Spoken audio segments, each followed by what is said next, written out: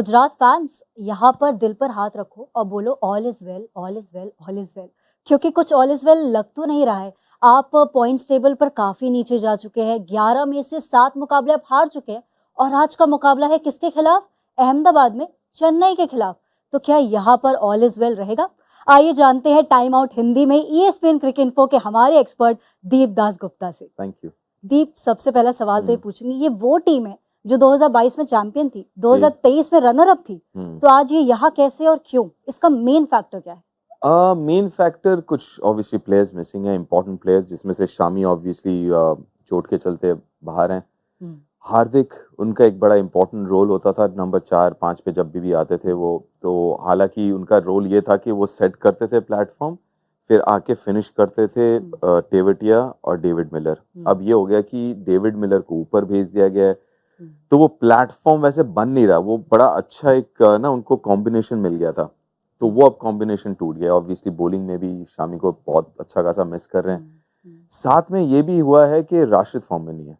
ये होता था ना कि राशिद का, कि आपको पता है कि 4 ओवर तो वो बैंक कर सकते हो, आपकी 4 ओवर में कम रन और विकेट साथ में, तो वो एक बहुत बड़ा फर्क वो भी पड़ा है। और एक फर्क शुभमन गिल जो खुद के कप्तान हैं गुजरात के, उन्होंने अभी तक 66 गेंदों पे 67 रन बनाए अगर पिछली 5 पारी देखे। तो दीप, वहां पर क्या गलती हो रही है, कहां पर वो गलती कर रहे हैं और किस तरह से वो क्योंकि वो खेल सकते हैं। अगर हम बटलर की इनिंग को देखें, उन्होंने किस तरह से संभाला था, स्टोइनिस ने भी कर दिखाया, लेकिन शुभमन का वही है कि जो सेकंड हाफ में जब से टीम हारने लगी है, तो वो थोड़ा सा प्रेशर बतौर कप्तान आप फील करते हैं, और यंग कप्तान है, पहली बार कप्तानी कर रहे हैं, तो वो मेरे ख्याल से वो प्रेशर, क्योंकि कहने में आसान है लेकिन करना मुश्किल कि आपको अलग करना, कि एज अ बैटर आपका किरदार अलग है, एज अ कैप्टन, और दोनों चीज़ों को अलग रखना कहना आसान है लेकिन वो करना थोड़ा मुश्किल है। और खास करके अगर आप इतने यंग हैं और पहली बार आप कप्तानी कर रहे हैं, तो वो थोड़ा सा और मुश्किल हो जाता है काम।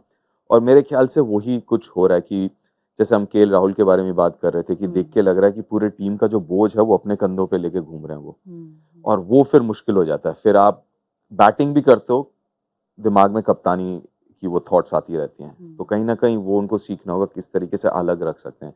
देखिए, खेल तो ठीक ही रहे लेकिन वो रन नहीं आ रहे, तो कहीं ना कहीं वो प्रेशर कप्तानी का, टीम नहीं बेहतर कर रही है, तो वो सारा प्रेशर उनके बैटिंग पे दिख रहा है वो। तो क्या यही कारण आपको लग रहा है कि पावर प्ले में उनका रन रेट भी सबसे कम है? अगर सारी टीमों में देखा जाए तो गुजरात का सबसे कम है। बिल्कुल, उसका एक रीजन ये भी है कि पिछले 2 साल अगर आप देखें तो रिद्धिमान का वो काम था, बड़े स्कोर बेशक ना करे हों पिछले 2 साल में, लेकिन वो अपने वो 25-30 रन बनाते थे कुछ 12-15 मैच गेंदों में, तो वो मोमेंटम जो है वो मिल जाता था, वो सेट कर देते थे टोन। क्योंकि शुभमन इस साल देखिए स्ट्राइक रेट बेहतर है लेकिन उतने रन नहीं बनाए, तो कहीं ना कहीं जो वो खामी रह गई है, क्योंकि रिद्धि रन नहीं बना रहे उस तरीके से, वो स्टार्ट नहीं दे पा रहे, तो वो चीज दिख रहा है उनके पावर प्ले के स्कोर पे, उनके रन रेट पे, और पूरे बाकी टीम के फॉर्म पे भी। लेकिन दीप, ये अगर हम बात करें पावर प्ले की, तो यहाँ पर तो चलो समझ आ रहा है, मिडिल ऑर्डर में भी आप देखिए स्ट्राइक रेट कम है।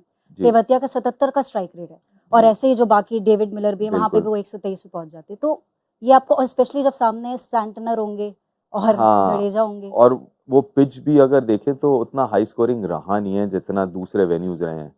वहां पे एवरेज 165 166 कुछ ऐसी है, तो उतना हाई स्कोरिंग भी नहीं है। लेकिन मुश्किल ये है ना कि उनका रोल भी बदल गया। पहले राहुल का होता था कि वो बाद में आके आखिरी के 2-3 ओवर ही खेलेंगे, अभी क्या है 5-6 ओवर 7 ओवर रहते वो आते हैं, तो ऑब्वियसली क्योंकि विकेटें भी गिर रही हैं, तो कहीं ना कहीं दिमाग में होता है कि भैया विकेट भी नहीं गवा सकते, साथ में रन भी बनाने हैं, तो बड़ा अजीब सा वो मॉडल में फंसी हुई है वो टीम।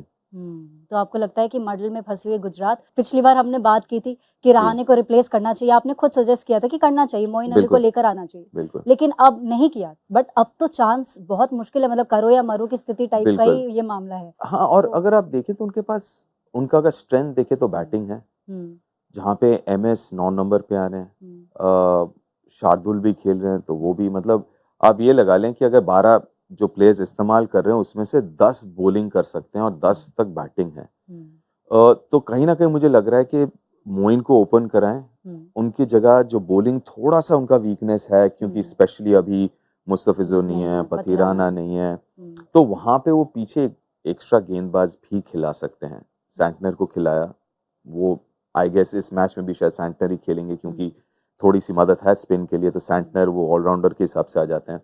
तो कहीं ना कहीं वहाँ पे एक एक्स्ट्रा बॉलर भी खिला सकते हैं, अगर ज़रूरत पड़े तो एक्स्ट्रा बैटर भी खिला सकते हैं। तो वो विकल्प खुल जाता है अगर मोइन से ओपन कराएं। फिर ओपन में भी आपका लेफ्ट राइट कॉम्बिनेशन भी सेट हो जाता है। ऋतु जो कि बहुत ही अच्छे फॉर्म में है पिछले कुछ मैचेस में, थोड़ा सा उनको भी हेल्प मिल जाता है स्ट्राइक रेट के मामले में कि मोइन आके, क्योंकि वो उसी तरीके से खेलेंगे अग्रेसिव तरीके से, तो वो एक सोच जरूर जो है वो अपना सकते हैं CSK। रचिन को आप नहीं चाहेंगे कि वो आए एज एन इम्पैक्ट प्लेयर ले आए या तो? लेकिन आप चार, फिर आपके चार जो अभी Overseas। सेट हो गए हैं वो एक मुश्किल हो जाता है फिर, क्योंकि डैरिल मिचेल भी हैं, वहाँ पे सैंटनर को आप लेके आए हैं, तो कहीं ना कहीं वो फिर थोड़ा मुश्किल हो जाता है। आप चाहेंगे जरूर कि रचिन जिस तरीके से उन्होंने शुरुआत की थी इस टूर्नामेंट की, कुछ वैसे फॉर्म में अगर वापस आ जाए तो क्या बात। लेकिन वो एक विकल्प जरूर है, ऐसी बात नहीं है। आप सोच सकते हैं सैंटनर भी खेले, मोइन का थोड़ा ऊपर नीचे रहा है तो मोइन की जगह आप खिला सकते हैं रचिन को, वो भी एक विकल्प है। लेकिन कहीं ना कहीं वो जो ओपनिंग पार्टनरशिप है, जो ओपनिंग स्लॉट है, वो एक जगह है जहाँ पे आप कह सकते हैं थोड़ा सा होल है, उसको सॉर्ट आउट करना होगा। लेकिन दीप, एक बात यहाँ पर बिल्कुल मुझे लगता है सराहनीय है चेन्नई के लिए कि जिस तरह से इन्होंने गेंदबाजी को मेंटेन किया है। आप देखिए इंजर्ड हुए, पथिराना भी नहीं है और रहमान भी नहीं है, मुस्तफिजुर रहमान भी नहीं है, दीपक चहर भी नहीं है, और पिछला जो मुकाबला इनका हुआ था इसी टीम के साथ, तो ये तीनों की प्लेयर्स थे, की बॉलर्स थे। तो यहाँ पर इनके बारे में जरा बताइए, how they retain and maintain the talent, because आप देखिए सिमरजीत ने बहुत अच्छा किया, 5.3 की उनकी इकोनॉमी थी, तो ये किस तरह से ये रिटेन करते हैं टैलेंट को, स्काउट करते हैं, इस पर जरा देखिए। उनका मेरा मानना है कि एक सेट टेम्पलेट है कि उनको प्लेयर्स तो अच्छे चाहिए, लेकिन एक तरीके के प्लेयर्स चाहिए, और एक वो दूसरा विकेट के पीछे से जो MS करते हैं वो बहुत, मतलब उनके रोल्स बहुत डिफाइंड होते हैं कि भैया ये आपसे उम्मीद ये है। तो ऐसा नहीं कि अच्छा आप आके बॉल डालो और आपने बता दिया कि आपको यॉर्कर भी डालना है, आउट स्विंग भी डालना है, वो नहीं। सिमरजीत जो कर सकते हैं उतना ही उनको बोला जाता है कि आप इतना ही करें, और फिर एक एक करके वो फिर वो ना वो लिंक कर लेते हैं। तो वो चीज बड़ा अच्छा किया है पिछले 17 सालों से CSK ने, कि उस तरीके के प्लेयर्स, बड़े स्पेसिफिक तरीके के प्लेयर, और सब वो ना अपने अपने रोल जो है बहुत ही वेल डिफाइंड, क्लैरिफाइड, कि यार आपका रोल इतना ही है, बस उतना आप करके दे दो। तो ऐसे करके क्या होता है कि जो क्लैरिटी है ना, उससे बहुत फायदा होता है प्लेयर्स को, क्योंकि फिर आपको पता है कि आपका रोल क्या, आपको पता है कि मुझे ये काम है, मैंने ये ओवर डालने हैं, पहले ओवर या तीसरा या बीच के ओवर, व्हाटएवर, और फिर आप तैयारी भी फिर वैसी करते हैं, जब आप प्रैक्टिस भी करते हैं तब भी आप उसी तरीके से करते हैं। ऐसा नहीं कि भैया मैं आपको कभी भी बुला सकता हूँ, ऐसा नहीं होता। आपका देखना CSK का बड़ा सेट फंडा है कि स्पिनर 15-16 ओवर के बाद स्पिनर डालेगा नहीं, बहुत रेयरली स्पिनर डालेगा। आपके फास्ट बॉलर्स, अच्छा आप कौन है, आप सिमरजीत है तो आप शुरू के ओवर्स डालेंगे, आप कौन है मुस्तफिजुर, तो आप ओवर एक शुरू में डालेंगे, एक बीच में, 2 बाद। उनका बड़ा ही सेट पैटर्न है, और जो कि देखिए कारगर साबित हुआ पिछले 17 सालों से, तो there is no reason why to change it one, और तभी ये सक्सेस भी मिलता है। दीप, अगर हम दोनों ही टीम की बात करें तो दोनों के पास स्पिन अटैक अच्छा है, लेकिन कहीं ना कहीं पेस में रिसोर्सेस कम है, तो आपको लगता है अहमदाबाद की पिच किस तरह से फेवर करेगी इन दोनों टीमों के लिए? देखिए अहमदाबाद जो स्क्वायर है, जितना मुझे ध्यान है कि अलग अलग तरीके के पिचेस हैं। वहाँ पे एक पिच है जो जहाँ पे वर्ल्ड कप फाइनल हुआ था या IPL फाइनल, वो बड़ा हाई स्कोरिंग है, that is the best pitch, जहाँ पे 60% लाल मिट्टी, 40% काली, दूसरे काली मिट्टी वाली है, एक लाल वाली है। तो वो डिपेंड करता है कि क्या सोच रही है अहमदाबाद इस वक्त, और रादर गुजरात क्या सोच रही है, क्योंकि मैं सोचना ये चाहूंगा कि they would also look at उनका जो स्ट्रेंथ है और CSK का स्ट्रेंथ वेरी सिमिलर, कि थोड़ा स्पिन फ्रेंडली हो, ज्यादा हाई स्कोरिंग ना हो, 160-70 वाले मैचेस हो, which also coincides with CSK, मतलब उनके CSK के लिए भी वो परफेक्ट मैचेस हैं।